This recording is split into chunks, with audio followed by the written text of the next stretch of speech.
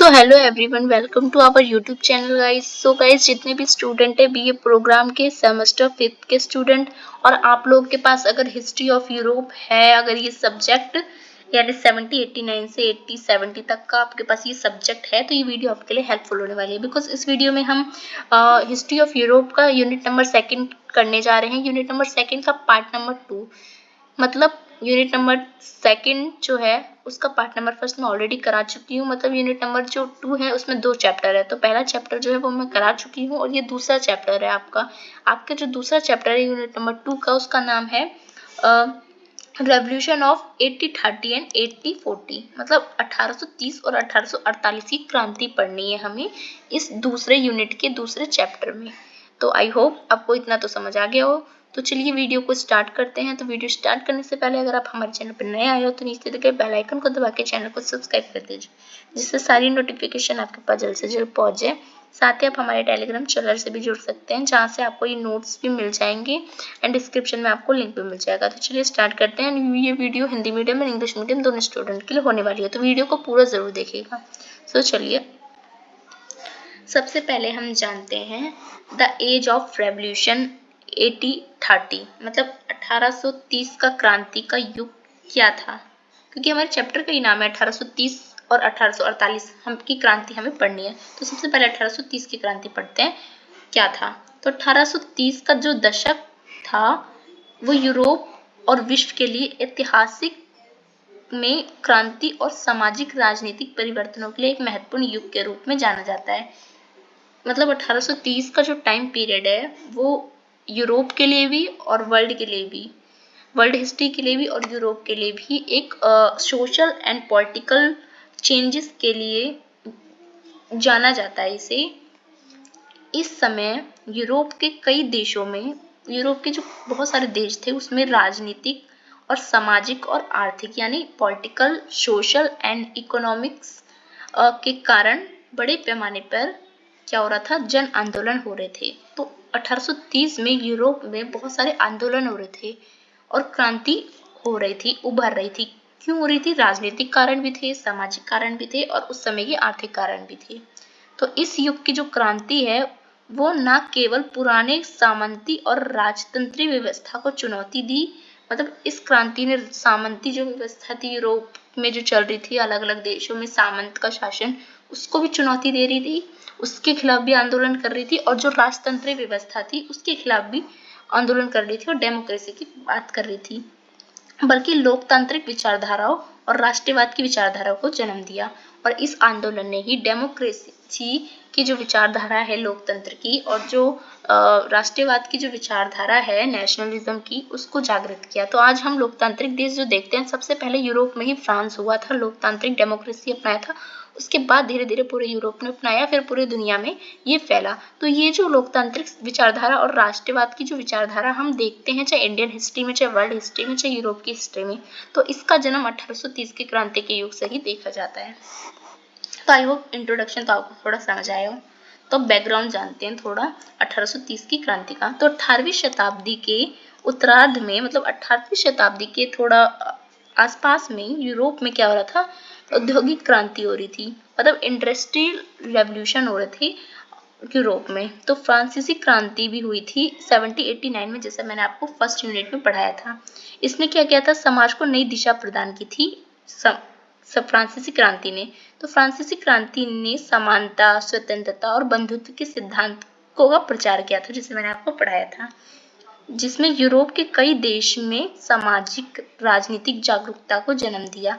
तो इस क्रांति ने क्या करा था, यूरोप में सामाजिक राजनीति जो क्रांति थी और जागरूकता थी लोगों के बीच, उसको जन्म दिया था। हालांकि 1815 की जो वियना कांग्रेस आई थी, उसके बाद यूरोप के जो शासक वर्ग ने फिर पुरानी जो सामंती और जो राजशाही व्यवस्था है उसको बहाल करने की कोशिश की थी। तो जब 1815 का वियना कांग्रेस आया था, उसमें फिर हम देखते हैं कि पुरानी सामंती और जो राजशाही व्यवस्था थी उसको फिर से बहाल, मतलब खत्म करने के लिए राजाओं ने, मतलब वहां के जो लोग हैं उसने प्रयास किया था, उस कमेटी के लोगों ने, क्योंकि फ्रांसीसी क्रांति तो हुई थी इस विचारधारा से कि स्वतंत्रता और समानता, पर फिर ये देखने को मिल रहा था बाद में। नेपोलियन की मृत्यु के बाद।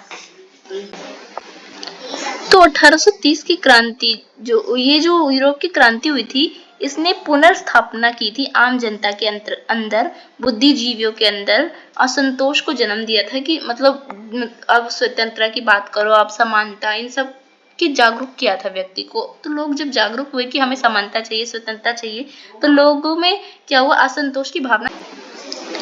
इस असंतोष ने ही 1830 के दशक में जो क्रांति की लहर पैदा कर दी थी यूरोप में, क्योंकि अब लोग क्या हो रहे थे, फिर जागरूक हो रहे थे कि हमें सामाजिक राजनीतिक के अंतर्गत हमें समानता स्वतंत्रता चाहिए।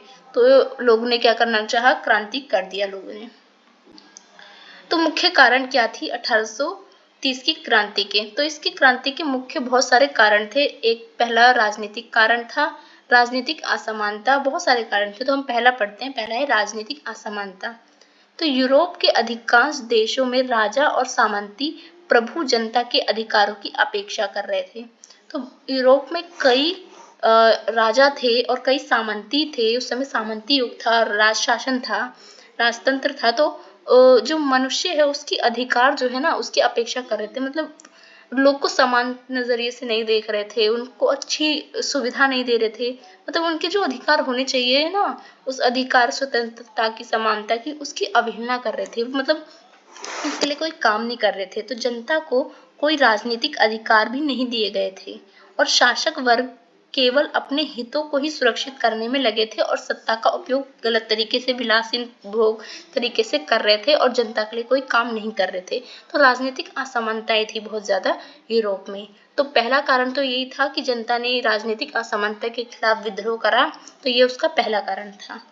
दूसरा कारण था राष्ट्रीयता का उदय, यानी फ्रांसीसी क्रांति के बाद राष्ट्रीयता का विचार कई देशों में फैलने लगा। जब फ्रांस में डेमोक्रेसी आई, उन्होंने अपने राजा को फांसी दे दी, लुई 16 को। तो क्या हुआ, लोगों में भी ये बात जागने को मिली कि उसका भी शासक कोई काम नहीं करता था और उसने राजतंत्र हटा के डेमोक्रेसी लाने की कोशिश की। तब हम भी अपने राष्ट्रीयता के विचार को बढ़ाते हैं। तो लोगों में ये देखा देखी, अपनी नेशनलिज्म, राष्ट्रीयता की भावना का विचार हुआ, बहुत ज्यादा प्रचार हुआ। तो लोग अपने देश के लिए भी स्वतंत्रता और संस्कृति की पहचान के लिए जागरूक हो गए कि अब हमें भी स्वतंत्रता चाहिए, हम भी किसी के गुलाम नहीं रहेंगे अब। और अपनी संस्कृति को पहचानना शुरू कर दिया लोगों ने और अपनी संस्कृति का विस्तार करना शुरू कर दिया। मतलब राष्ट्रवाद की भावना पैदा हो गई लोगों में और वे बाहरी शासकों और जो विदेशी शासक है उसको प्रभुत्व के विरोध करने लगे। अब कोई भी बाहरी शासक हम पे शासन ना करे, जैसे कि ब्रिटिश का बहुत ज्यादा उपनिवेश थे बहुत सारे देश, तो उसके उपनिवेश ना रहे। मतलब अब हम किसी के गुलाम ना रहे, अपनी कंट्री खुद चलाए, डेमोक्रेसी हो, इसकी भावना अब लोगों में जगने लगी थी। ये उसका दूसरा कारण था। तीसरा कारण था आर्थिक समस्या, यानी औद्योगिक क्रांति ने एक तरफ अमीर और गरीब के बीच असमानता को बढ़ा दिया था। जैसे कि मार्क्सवादी लोग भी कहते हैं कि दुनिया दो भागों में बढ़ गई थी, एक पूंजीपति वर्ग और एक मजदूर वर्ग। तो इस कारण दूसरी तरफ किसानों और श्रमिकों की स्थिति भी खराब हो गई थी और बेरोजगारी बढ़ गई थी, महंगाई बढ़ गई थी, खाने की संकट आ गए थे और जनता इससे आक्रोश हो गई थी। वहां पे बहुत सारी फूड जैसे कि बहुत सारी क्रांति हुई थी जो खाने को लेकर हुई थी, ब्रेड को लेकर हुई थी, क्योंकि वहाँ के लोग को बहुत महंगे दामों पर ब्रेड मिल रहे थे, खाना मिल रहा था, आटा चावल ये सब बहुत महंगे हो गए थे। तो यही देख के लोगों ने जो राजा थे उसके खिलाफ क्या कर दिया था, विद्रोह कर दिया था। चौथा कारण था सामाजिक असमानता, यानी समाज में बड़े पैमाने पर वर्ग विभाजन था। गरीब वर्ग और श्रमिक वर्ग को न केवल आर्थिक कठिनाई का सामना करना पड़ रहा था, बल्कि वे राजनीतिक और सामाजिक अधिकारों से भी वंचित थे। उन्हें बहुत सारे अधिकार जो है, जो राजनीतिक तौर पे मिलने चाहिए, कानूनी तौर पे मिलने चाहिए और समाज में समानता और स्वतंत्रता होनी चाहिए, तो वो भी उनसे छीनी जा रही थी। तो ये सामाजिक असमानता के अंतर्गत आ जाएगा। अब जानते हैं कि 1830 की क्रांति के हमने कारण तो देख लिए, तो 1830 में ऐसी कौन कौन सी क्रांति हुई थी, वो क्रांति को जानते हैं, यानी प्रमुख क्रांतियां कौन कौन सी थी। तो पहला है फ्रांस की जुलाई की क्रांति, जो कि 1830 में हुई थी। ये क्रांति राजा चार्ल्स टेन जो था फ्रांस का, उसके निरंकुश शासन के खिलाफ फ्रांस के लोगों ने की थी। जब नेपोलियन मर गया था उसके बाद फिर देखा ना आपने, राजा जैसे कि राजा का शासन फिर होने लगा था, पर क्या हुआ, जो चार्ल्स टेन था उसके खिलाफ जनता ने क्या कर दिया था, प्रदर्शन कर दिया था, क्योंकि उसका शासन बहुत ज्यादा निरंकुश था। जिसने अपने शासनकाल में प्रेस की स्वतंत्रता को भी सीमित कर दिया था। उसने प्रेस पे भी सेंसरशिप लगा दिया था चार्ल्स 10 ने। तो इस कारण जनता ने देखा कि हमें कोई स्वतंत्रता नहीं है, समानता नहीं है, आर्थिक संकट भी है, तो हम राजा के खिलाफ विद्रोह कर देते हैं और चुनावी सुधार का विरोध किया। जो चुनाव की प्रक्रिया थी उसमें भी सबको समान अधिकार नहीं थे, जिससे महिलाओं को भी अधिकार नहीं था वोट डालने का, और बहुत सारे ऐसे लोग थे जिसको अधिकार नहीं था वोट डालने का। तो इसलिए जो वोट डालने का अधिकार है उसमें भी सुधार के लिए इन्होंने क्रांति की। इस क्रांति के परिणाम स्वरूप चार्ल्स जो 10 है उसको हटा दिया गया और लुई जो फिलिप है उसको जनता द्वारा क्या किया गया, एक राजा घोषित कर दिया गया। तो मतलब ये डेमोक्रेसी यहाँ पे देखने को आपको मिल रही है कि वो लोगों ने खुद चुना और खुद राजा बनाया, किसको, चार्ल्स 10 को हटा के लुई फिलिप को बनाया। दूसरा क्रांति जो है 1830 में हुई थी वो बेल्जियम की क्रांति थी, जो बेल्जियम में हुई थी। तो बेल्जियम ने नीदरलैंड्स के साथ अपने असंतोष व्यक्त करते हुए स्वतंत्रता की मांग की थी। तो बेल्जियम जो नीदरलैंड के अंतर्गत था, उसने नीदरलैंड से का प्रभुत्व था, उससे उसने क्या बोला कि अब मुझे अपनी स्वतंत्रता चाहिए। तो राष्ट्रवाद की भावना इसमें जागृत हुई बेल्जियम में। तो बेल्जियम ने स्वतंत्रता की मांग करी। इसी क्रांति के परिणाम स्वरूप बेल्जियम को एक स्वतंत्र राज्य बनाया गया और यूरोप के मानचित्र में ये राष्ट्र उभरा। इससे पहले बेल्जियम का कोई मतलब यूरोप के मैप में नक्शा नहीं था, वो नीदरलैंड के उपनिवेश था। बट इस क्रांति के जरिए यहाँ के लोगों ने क्रांति करी नीदरलैंड के खिलाफ और अपने जो राज्य को स्वतंत्र कराया, जैसे भारत ने उपनिवेश से स्वतंत्र करवाया था अंग्रेजों से, वैसे ही। तो तीसरी है पोलैंड की क्रांति, जो कि 1830 से 31 के बीच में हुई थी। कहाँ पे? पोलैंड में। तो पोलैंड में रूस के प्रभुत्व के खिलाफ एक राष्ट्रीयता आंदोलन थी। तो पोलैंड में क्या था, पोलैंड पे जैसे कि मैंने इससे पहले भी बताया था कि उस समय औपनिवेशिक बहुत ज्यादा था, मतलब किसी न किसी देश का किसी न किसी देश पे शासन था, औपनिवेश था, जिससे भारत पे अंग्रेजों का था और अंग्रेजों का बहुतों पे था। वैसे रूस ने पोलैंड पे अपना अधिकार कर रखा था, अपना औपनिवेश बना रखा था पोलैंड को। तो पोलैंड ने रूस के खिलाफ क्या करा, क्रांति ला दी कि अब हमें रूस के अंडर में नहीं रहना है, अब हमें स्वतंत्र बनाना है अपने देश को। तो राष्ट्रीय आंदोलन उभरा उस समय। तो हालांकि ये क्रांति असफल रही थी, सफल नहीं हो पाई थी और पोलैंड को रूस द्वारा पुनः अधीन कर लिया गया। क्रांति तो हुई पोलैंड की, पोलैंड के लोगों ने करा कि रूस से हम अलग हो जाए, रूस की प्रभुत्व हमें नहीं चाहिए, पर क्रांति सफल नहीं रही और फिर भी ये अधीन, रूस के अधीन ही क्या रहा, ये पोलैंड रहा। पर क्रांति तो हुई थी, इसलिए हमें पढ़ना है। तो चौथी क्रांति थी इटली और जर्मनी में क्रांति हुई थी। तो इटली और जर्मनी में भी राष्ट्रीयता, एकता और स्वतंत्रता की मांग के लिए छोटे छोटे आंदोलन हुए थे। मतलब राष्ट्रीय भावना उभरी थी लोगों में और स्वतंत्रता के लिए, अपने देश पे किसी का प्रभुत्व ना हो, इसलिए उन लोगों ने क्या करा था, आंदोलन किया था इटली और जर्मनी में। तो इन आंदोलनों ने आगे चलकर 1848 की क्रांति की नींव रखी। तो ये जो छोटे छोटे मैंने आपको 4 आंदोलन बताए, तो इन आंदोलन से ही क्या हुआ, एक कहते हैं ना चिंगारी का काम करा इन चारों आंदोलन ने 1848 की जो मेन क्रांति थी उसमें क्रांति लाने में। तो देखते हैं 1830 की क्रांति का प्रभाव। तो 1830 की क्रांति ने यूरोप और विश्व राजनीति पर गहरा प्रभाव डाला था। इन क्रांतियों ने क्या करा, राजशाही के खिलाफ जनता की शक्ति और जागरूकता को दिखाया और यह सिद्ध किया कि लोकतांत्रिक सुधार की मांग को दबाना असंभव था। हालांकि कुछ क्रांति असफल भी रही थी, जैसे मैंने आपको बताया इटली और वाली जो क्रांति थी, लेकिन इन आंदोलनों ने 19वीं शताब्दी के मध्य में और अधिक राजनीतिक सुधार और राष्ट्रवाद एकता आंदोलन को जन्म दिया। तो इन सारे आंदोलनों ने क्या किया, यूरोप में राष्ट्रवाद की जो विचारधारा थी और स्वतंत्र होने की जो मांग थी उसको जागृत किया लोगों में, उसकी एक कह सकते हो एक एनलाइटमेंट था।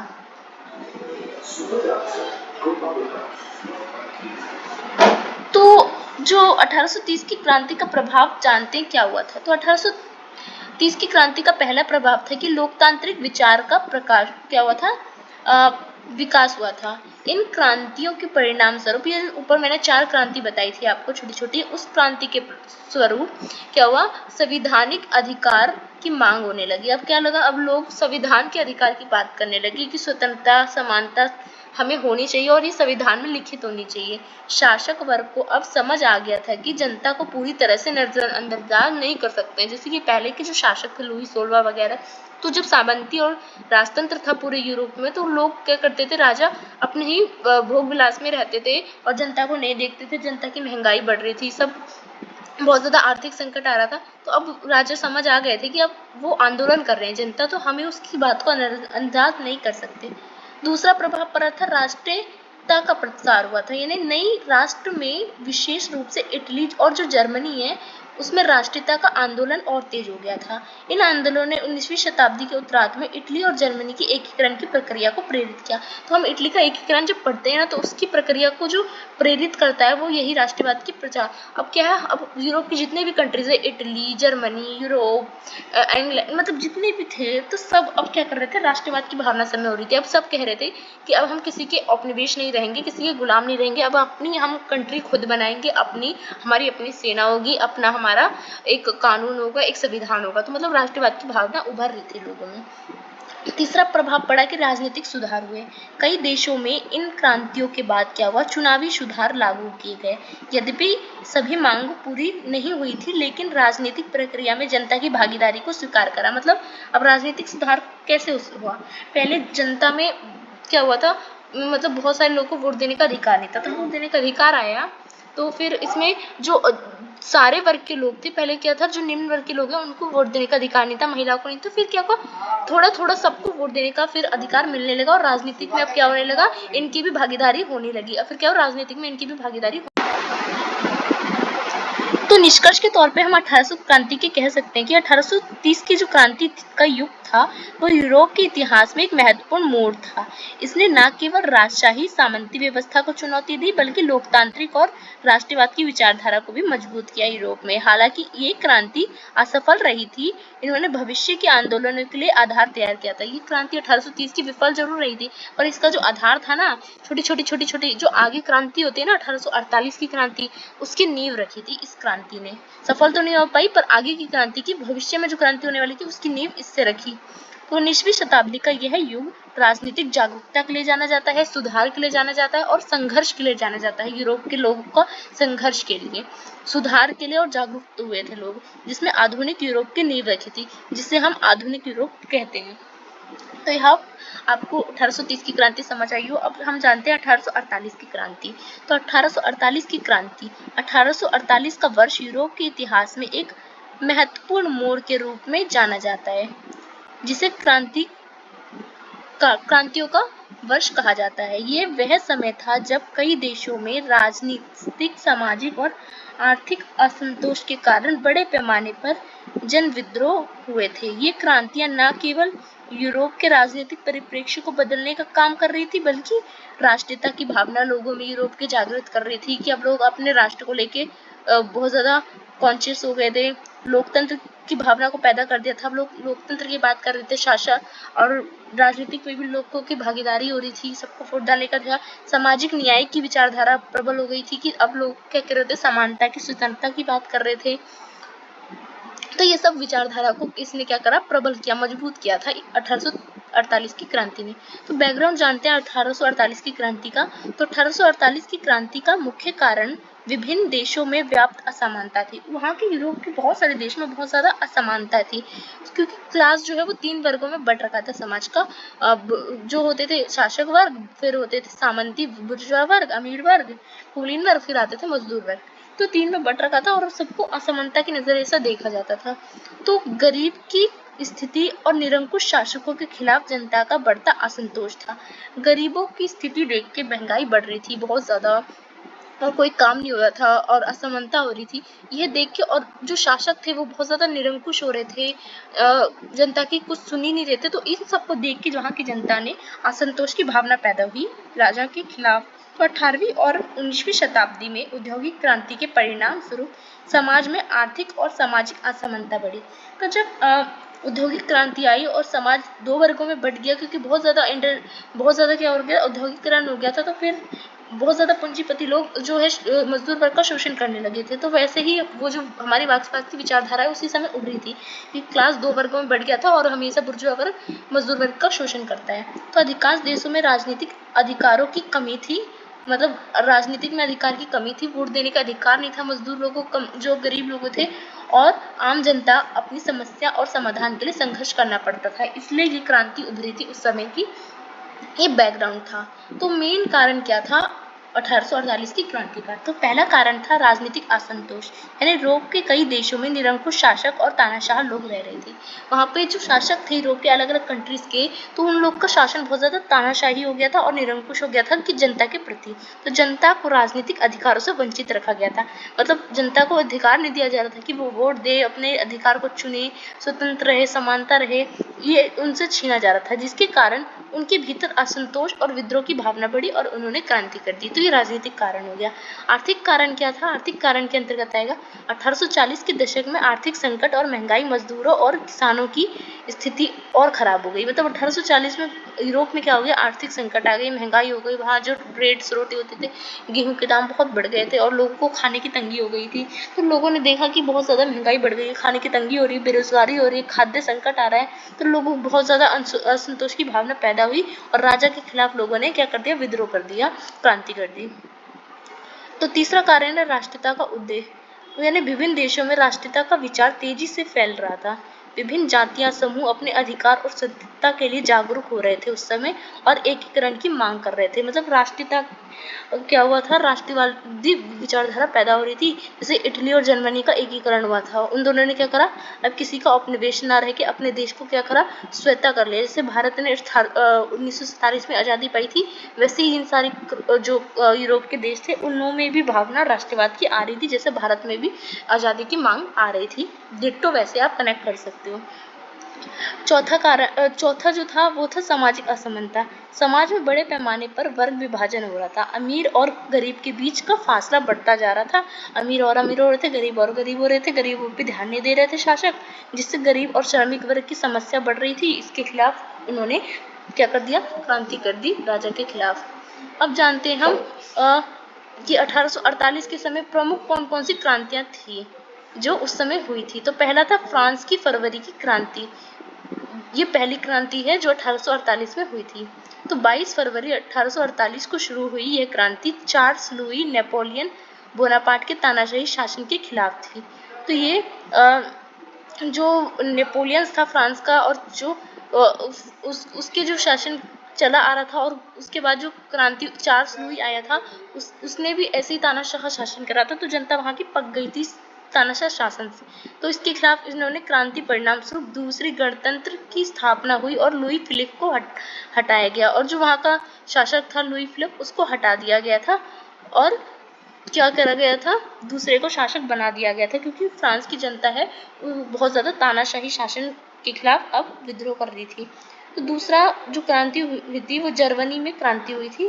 जर्मनी के विभिन्न राज्यों में क्रांति हुई थी उस समय। ये क्रांति 1848 में एकजुट और स्वतंत्रता के लिए हुई थी, जर्मनी को स्वतंत्र बनाने के लिए हुई थी। जैसे भारत में कर रहे थे ना लोग स्वतंत्रता के लिए, झांसी की रानी, भगत सिंह, तो वैसे ही ये लोग भी कर रहे थे। फ्रैंकफर्ट पार्लियामेंट की स्थापना की गई थी जर्मनी में, जो एक एकीकृत जर्मनी के लिए संविधान बनाने की कोशिश कर रही थी। और फिर जो है जर्मनी में संविधान बनाने की भी बात हो रही थी, लेकिन ये सफल नहीं हो पाई थी, असफल हो गई थी।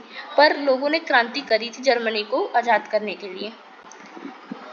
तीसरा जो आंदोलन था, क्रांति थी 1848 में, वो थी इटली में हुई थी। इटली में भी कई क्रांति हुई थी, जिसने उत्तरी इटली के राज्यों ने ऑस्ट्रियाई प्रभुत्व के खिलाफ विद्रोह किया था। ऑस्ट्रियाई जो था साम्राज्य यूरोप का, वो इटली के ऊपर अधिकार कर रहा था, औपनिवेश कर रहा था। तो इसका औपनिवेश से छुटकारा पाने के लिए इटली क्रांति कर रही थी। हालांकि ये क्रांति भी असफल रही थी, पर क्रांति तो हुई थी, इसलिए हमें पढ़ना है। चौथी क्रांति है हंगरी क्रांति। हंगरी में लुईस कोसुत के नेतृत्व में एक राष्ट्रीय आंदोलन शुरू हुआ था, जिसमें हंगरी के स्वतंत्र की मांग की गई थी। ये भी जो हंगरी है वो भी किसी न किसी का उपनिवेश था, उससे वो आज़ादी पाने के लिए क्या कर रहा था? वहाँ की जनता, वहाँ के जो नेतृत्व लुई कोसुत कर रहे थे और वहाँ की जनता, उन्होंने आंदोलन छेड़ दिया था पर ये भी आंदोलन अफसल रहा था और ऑस्ट्रियाई साम्राज्य ने इसे दबा दिया था। तो ये ऑस्ट्रियाई जो साम्राज्य था उसी के उपनिवेश हंगरी भी था और इटली को भी बना रखा था उसने। तो ये बहुत ज़्यादा मतलब क्षेत्र विस्तार की भावना रखता था, कह सकते हो ऑस्ट्रिया, जैसे कि ब्रिटेन कर रहा था उस समय। तो इसका इम्पैक्ट क्या हुआ 1848 की क्रांति का? तो इसका जो प्रभाव हुआ कि 1848 की क्रांति का, इसने यूरोप में राजनीतिक परिप्रेक्ष्य को बदल दिया पूरी तरह से। पहले राजतंत्र था, फिर लोगों में जब समझ आने लगी, डेवलप्ड होने लगा, तो लोगों ने क्या करा, इस शासन को, तानाशाही शासन को खत्म करने का सोचा। हालांकि कई क्रांति असफल रही थी, लेकिन उन्होंने लोकतांत्रिक और सामाजिक सुधार की मांग को जन्म दिया। क्योंकि इस क्रांति में हम देख रहे हैं कि लोग लोकतंत्र की बात कर रहे हैं और समाज सुधार की बात कर रहे हैं। तो राजनीतिक में बड़ा बदलाव देखने को मिलता है इस क्रांति का प्रभाव से। तो पहला प्रभाव है लोकतांत्रिक विचारधारा का विकास हुआ। इन क्रांति ने लोकतंत्र और नागरिक के अधिकारों को मांग को बढ़ावा दिया। किस क्रांति में हम जान रहे हैं कि जनता ही क्योंकि विद्रोह कर रही है और जनता अपनी मांग रख रही है और वोट देने का अधिकार भी मांग रही है सबको, यानी गरीब लोग को भी। तो कह सकते हो लोकतंत्र की विचारधारा का विकास हुआ था, क्योंकि लोकतंत्र तो वही होता है जब लोगों का शासन होता है, तो लोग ही आंदोलन कर रहे हैं। तो कह सकते हो लोकतंत्र की विचारधारा बढ़ रही थी। शासकों को ये समझ आ गया था कि जनता की आवाज को अनसुना नहीं करा जा सकता, उनके साथ ही हम कोई काम कर सकते हैं। दूसरा है कि इसका प्रभाव पड़ा राष्ट्रीयता का प्रसार। जैसे कि वही मैंने बताया आपको, राष्ट्रवाद की विचारधारा मजबूत हो रही थी, चाहे वो इटली हो, जर्मनी हो, इन सब ने एकीकरण की मांग की थी और अपने आप को स्वतंत्रता की मांग की थी कि अब हम किसी के उपनिवेश नहीं रहेंगे। राजनीतिक सुधार भी हुए थे। इसका प्रभाव कई देशों ने अपनी क्रांति के बाद किया हुआ था। इस क्रांति के बाद उन्होंने राजनीतिक सुधार करना शुरू करा था और संविधान में बदलाव किया था। अब लोगों ने संविधान में बदलाव करा और चुनावी सुधार किए, मतलब चुनाव वोट देने का अधिकार अब गरीब लोगों को भी दिया गया, महिला को भी, और भी बहुत सारे लोग जिनको वंचित रखा गया था वोट देने से, उनको वोट देने का अधिकार दिया गया। तो ये राजनीतिक सुधार के अंतर्गत आएगा। तो हम निष्कर्ष के तौर पर कह सकते हैं कि 1848 की जो क्रांति है वो यूरोप के इतिहास में एक महत्वपूर्ण अध्याय है। इस क्रांति ने न केवल लोगों के संघर्ष को दिखाया, बल्कि उन लोगों के समाज में समानता, स्वतंत्रता और राष्ट्रवाद की जो विचारधारा है उसको भी फैलाया। मतलब अब लोगों में, समाज में समानता की बात कर रहे थे लोग, स्वतंत्रता की बात कर रहे थे, राष्ट्रीयता की बात कर रहे थे और समाज में सुधार की भी बात कर रहे थे। हालांकि कई क्रांति असफल हो गई थी, लेकिन इसका भविष्य के आंदोलन के लिए कई मजबूत आधार किया। लोगों ने क्या किया, जो बाद की भविष्य में जो क्रांति हुई, उन्होंने पुरानी क्रांति से सीख ली कि हमें किस किस चीज़ की, जैसे समानता, स्वतंत्रता, राष्ट्रवाद की विचारधारा को फैलाना चाहिए। जागरूक हुए थे लोग।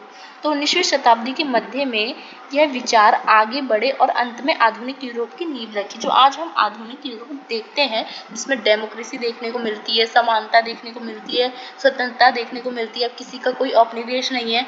तो ये सब किसका असर है? ये सब 1830-48 का ही क्रांति का असर है, जब लोगों ने समानता, स्वतंत्रता और राष्ट्रवाद की विचारधारा का विकास हुआ था और लोगों ने डेमोक्रेसी की भी बात की थी। तो आई होप आपको ये सेकंड पार्ट जो है यूनिट नंबर आपके सेकंड का, वो आपको समझ आया हो। अगर आपको ये वीडियो अच्छी लगी हो तो वीडियो को लाइक ज़रूर कीजिएगा और ये वीडियो अपने कॉलेज जो आपका ग्रुप है उसमें शेयर भी कर दीजिएगा। और वीडियो कैसी लगी आप कमेंट सेक्शन में भी ज़रूर बताइएगा। सो धन्यवाद।